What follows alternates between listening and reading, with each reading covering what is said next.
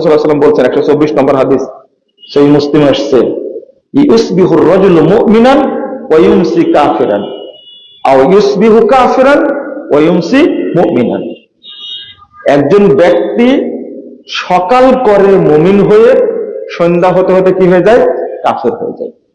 অথবা সন্ধ্যাবেলায় কাফের হয়, সকাল আবার কি হয়? মুমিন হয়। কতটুকু সময় দিলেন? 12 ঘন্টা। সকালে একজন কাফের, বিকেলে কি? মুমিন। কিন্তু এর চেয়ে আরো কঠিন কাজ, এই যেখানে বসে আছেন, চুরি করা না, ডাকাতি না, মদ খাওয়া না, মিথ্যা কথা বলা না। রাসূল সাল্লাল্লাহু আলাইহি ওয়াসাল্লাম বলছেন যে ইন্নাল্লাহা লা ইয়াকবালু মিন কলবিন গাফিলিন লাইন দুআন মিন কলবিন গাফিলিন লাইন। আল্লাহ অমনোযোগী, উদাসীন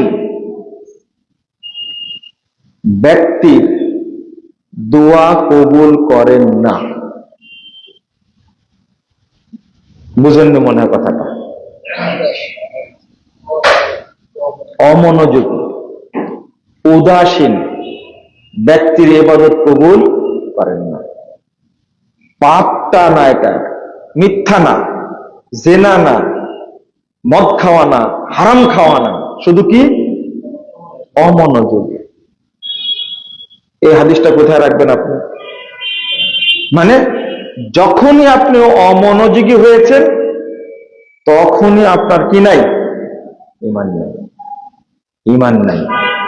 তাহলে বলেন তো, মিথ্যা কথা বললে ঈমান থাকে কিনা?